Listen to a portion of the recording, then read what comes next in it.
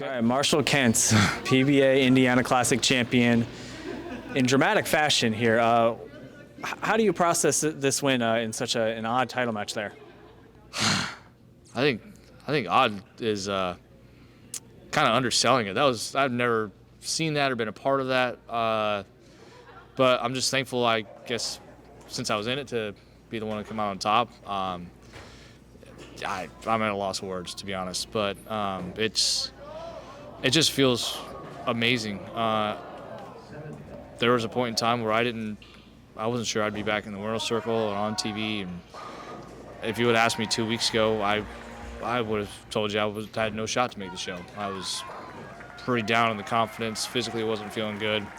Then put the work in and came in this week with a different mindset, and all of a sudden, here we are holding the trophy. And it's just absolutely wild, and I'm just glad I have the best support system between my friends and families and sponsors and everything that, they always pick me up when I'm down, and I couldn't do any of this without any of them. It's been a hell of a journey, but here we are. You said something on Friday night that I really kind of registered for me. You said, I've been down before, I know how to get back up. Mm-hmm. And that speaks to this week as a whole, winning this title, and also that title match where you missed the head pin twice and you reset and you throw one of the more impressive doubles I've seen in a while, just considering the stakes of that match there. What have you learned? How do you get back up when things are down? I'm not really sure if there is a how. You just kind of do it, It's just not letting the hard days win, and just live to see another sunrise, and just every day you wake up, you got a chance to do something great. And I guess that's just how I've been programmed. I've always had that kind of never give up mentality. I can be pretty down for a while on myself, and maybe due to circumstances, but one thing I'm proud of myself is that I've never given up. I mean, that's just never been an option. I might jokingly say it sometimes, but deep down, it's just not part of my DNA, and I'm actually very proud of that, and I think that's a big reason why I'm here today. Mm-hmm.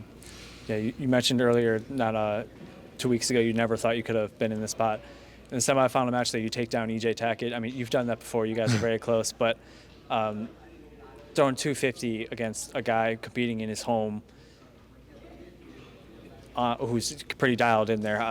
How are you able to get that done and dial up your best there in a moment like that against the hometown guy with the crowd behind him?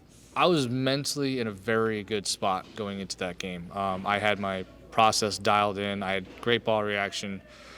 And kind of the combination of everything allowed me to throw some really good shots and throw some score up there real quick when I needed to. And EJ bowled a great game too. He had a couple hits that could have gone his way as well. But then, going to the 10th frame, the split in the 10th for him, that pretty much locked it up for me. At that point, I just wanted to hit the head pin. So I just threw one up there. It's like, just hit the head pin, take your chances. And, the first 9 shots of that game were probably 9 of the better shots I've ever thrown on TV. Just comfortable. I knew where the ball was going and everything. And so that was a really well-executed game for the first 9 frames for sure. So what changed from the semifinal match shooting 250 to the title match where you're clawing out 150? Is it just the few shots Boog got in practice there? Like, how did the lanes change so much so quickly?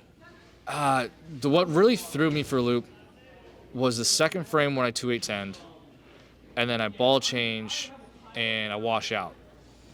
Because to me, it felt like those 2 shots should have came off the pattern down lane a lot harder than they did. I didn't think they warranted the results that they got. And I think because of that, I got subconsciously scared to throw it to the right again, so I overcompensated and hit the living crap out of it at the bottom and made sure it didn't get there. So, and then I ended up missing the head pin less twice in a row. And that was, I'm not gonna lie, in that moment I felt really kind of down and defeated. And then, I think Boog threw the ball way better than he scored for sure. Just, it seemed like every little tiny miss was the absolute worst result you could think of. It wasn't like we were getting away with anything, And so when he had that window open for me, I said, I just have to change balls, change lines, just change everything and hope it works out. Because obviously what I'm doing is not working. So And I just got fortunate enough that I made the right guess at the right time. And Boog made a great shot in the 10th when he needed to, and kind of the theme of the game, 4-7-9. Like, I don't think he deserved that result on that shot. It was about as good as he could execute in the moment, and got absolutely penalized for it. So just kind of a strange match in general, but I'm very fortunate to be coming out on top of it. What did you make of Boog throwing urethane there in the title match? I wasn't really sure because if it was me personally, I wouldn't, but he also took the lead the last block of qualifying doing that, so I could see he has a little trick that he can do better than most people when urethane doesn't work for a lot of guys. He's just got his little trick that he can do to make it work still late in the block, and so honestly, if I was him, I probably would have made the same call too. So, but that's just a hard part about bowling on TV is that you have to make those calls in the moment, and you got to commit to it. And sometimes you just make the wrong guesses, and sometimes you make the right ones. It's just the nature of the beast. Before you threw that double, you talked to your borrower, Jason Wojner.